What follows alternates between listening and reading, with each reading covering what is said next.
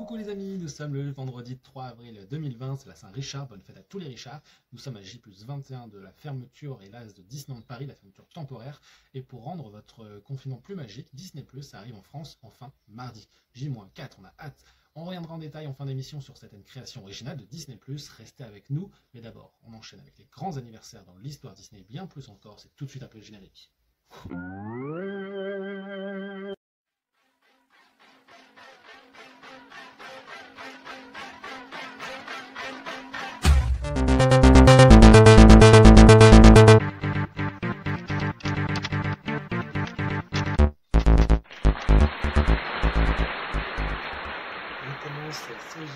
Avec cette jolie photo pleine de réconfort. Même si Disneyland en Californie est fermé, la lumière dans l'appartement de Walt reste allumée. Pour montrer que la vie ne s'arrête jamais pour autant, malgré toutes les épreuves que l'on doit affronter, comme celle que l'on vit tous actuellement.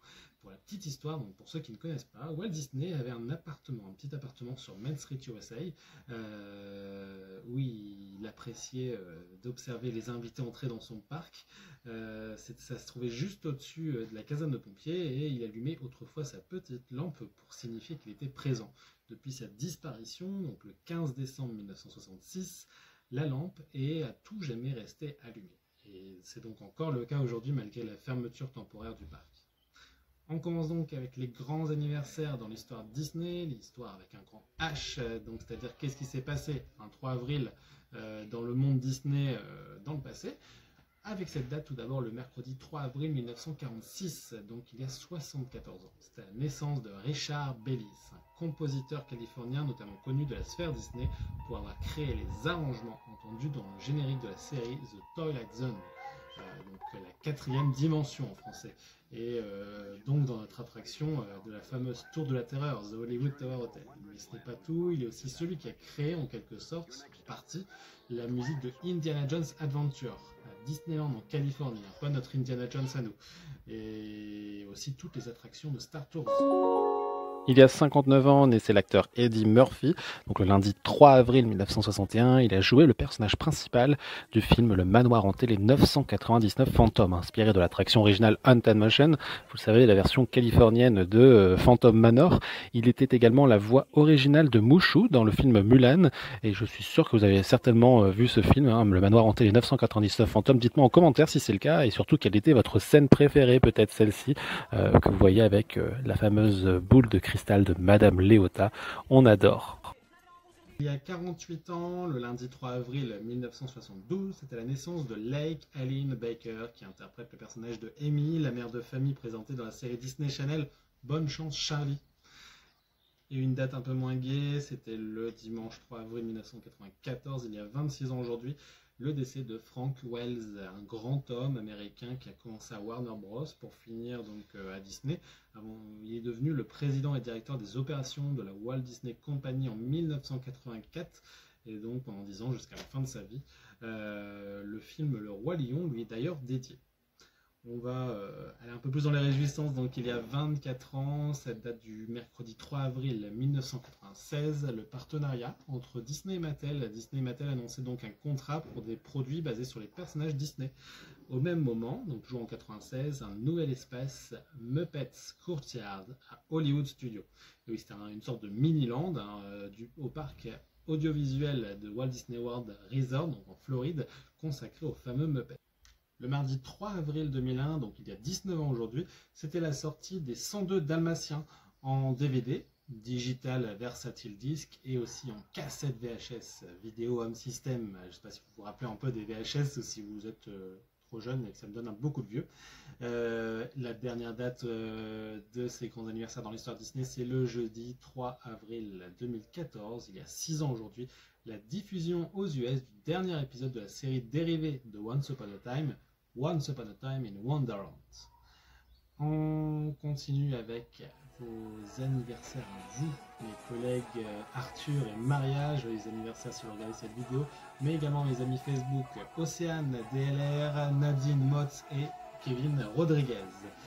Et à vous qui me regardez, donc si c'est votre anniversaire aujourd'hui, joyeux anniversaire. Actu Park, 2 infos aujourd'hui. Côté Disneyland Paris, tout d'abord, un don de 100 000 fournitures médicales dont des masques, des charlottes de protection, des surchaussures ont été envoyées à la préfecture de Seine-et-Marne, chargée donc de la redistribution dans les différents hôpitaux de la région. Mais aussi, on en avait déjà brièvement parlé il y a quelques temps, 77 tonnes de denrées alimentaires. Une très belle initiative faite récemment donc, à divers hôpitaux, mais aussi à la Croix-Rouge française, ainsi qu'au Secours populaire français et au Resto du Cœur, mais aussi un magasin d'alimentation solidaire local pour les familles défavorisées. Donc félicitations, merci et bravo à Disneyland Paris. L'actu parc, côté international, l'extension de Walt Disney World Resort, et oui, c'est un petit journal local du nom de Orlando Business Journal qui le dévoile. Walt Disney World Resort en Floride vient de faire l'acquisition de 11 hectares, soit environ 0,11 km², afin de développer d'autres complexes hôteliers à proximité des parcs.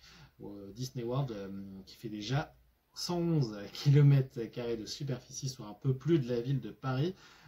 C'est donc un tout petit peu de superficie supplémentaire, mais c'est déjà ça, et surtout ça montre que l'engagement de Disney, de continuer à miser sur les parcs, à continuer à croire à cette magie pour l'après-crise virale.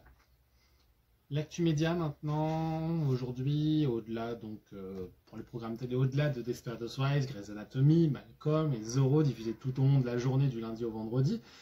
Sur plusieurs chaînes, on aura, tandis que seront rediffusés à 21h sur TF1 Série Film, donc le canal 20 de la TNT, les épisodes 7 et 8 de la saison 16 de Grey's Anatomy, si vous les aviez ratés mardi sur TF1, c'est Soirée Simpson, la première des deux. Hein, vous le savez maintenant, c'est toujours 2 journées de suite.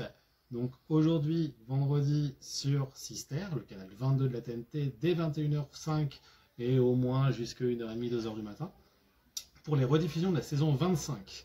Et demain, ce sera une autre soirée Simpson, encore sur W9 cette fois pour la saison 29, aux mêmes horaires. Merci beaucoup de continuer à être fidèle à la grande cérémonie du changement de jour, à ce nouveau rendez-vous quotidien jusqu'à la fin de ce confinement, comme je vous l'ai dit. N'hésitez pas aussi à me suivre sur les réseaux sociaux, sur Instagram et Facebook, dont les liens sont juste ici en description. Je vous l'avais promis, avant de terminer cette émission, je vais vous présenter 2 contenus originaux que vous découvrirez uniquement sur Disney+, donc à partir de mardi. Je ne m'attarderai pas sur les contenus auxquels vous vous doutez de la petite histoire, hein, comme le remake de La Belle et le Clochard ou encore la série High School Musical, mais plutôt sur certains contenus auxquels on ne s'attend pas forcément. Ce sont tout simplement des histoires qui ont été dévoilées lors d'un dossier presse qui a été envoyé à plusieurs journalistes hier. Donc je ne fais que lire le dossier presse et vous mettre un petit extrait, un accéléré de la bande-annonce. Je commence avec ce film adapté de faits réels, Togo, une histoire d'1h53. Quand une épidémie de diphtérie ravage un village isolé d'Alaska durant l'hiver 1925, rendant gravement malades d'innombrables enfants, la population est en émoi car l'antitoxine nécessaire à leur guérison se trouve à des centaines de kilomètres de là, au-delà de terrains difficiles à traverser et alors qu'une tempête gigantesque se profile à l'horizon. Les responsables du village s'en remettent alors au seul homme capable de les sauver, Léonard Seppala, accompagné de son chien de traîneau, Togo. Donc à découvrir uniquement sur Disney+, à partir de mardi, tout comme la série qui suit, Journal d'une future présidente, une série de 10 épisodes. Ça raconte du point de vue du journal intime de l'héroïne, comment une adolescente d'origine cubaine, Elena, affronte les hauts et les bas de la vie au collège et ambitionne de devenir, rien que ça, la future présidente des États-Unis d'Amérique. Donc pareil, cette série sera disponible dès mardi. Et oui, de très beaux contenus originaux à Disney+, c'est-à-dire que vous ne pourrez pas les voir autrement qu'en vous abonnant à Disney+, que ce soit au cinéma, sur Internet, à la télévision. Il n'y a qu'avec Disney+, que vous pourrez les voir. Donc Togo et Journal d'une future présidente. Ça a l'air très très beau. On a hâte d'être à mardi. Et je vous rappelle que les bureaux de tabac presse sont toujours ouverts et vous avez le droit d'y aller en faisant un petit détour pour faire vos courses, comme un magasin de proximité et de première nécessité. Donc n'hésitez pas à y passer et récupérer, en achetant pour 2,95 € le journal de Mickey. Cette semaine, ou plutôt pendant 2 semaines, vous avez un double numéro, donc avec 106 pages de bande dessinée, donc des bandes dessinées aussi bien plus encore, hein, toujours plein de belles actus à découvrir, à lire. Ça fait toujours du bien moral et à la tête pendant des périodes comme celle-ci. Ça vous permettra de faire autre chose que de l'internet et de la vidéo et de la télé aussi. Et d'éviter d'un peu trop manger. Donc des jeux aussi, c'est vraiment un très beau journal que je conseille toujours, un hebdomadaire. Donc le journal de Mickey, 2,95 € pour un double numéro cette semaine. On termine avec une vidéo de Shanghai et Disneyland. Vous le savez, ce parc est encore fermé temporairement, hélas, comme partout dans le monde. Mais la vie continue et les personnages Disney aussi. Ils se sont réunis hier pour fêter l'anniversaire de Tic et Tac, qui fêtait donc hier leurs 77 ans. Je vous laisse admirer cette vidéo pleine de magie et de gaieté avant le générique de fin. À demain les amis. 我们还有请到了琪琪和弟弟的好朋友们。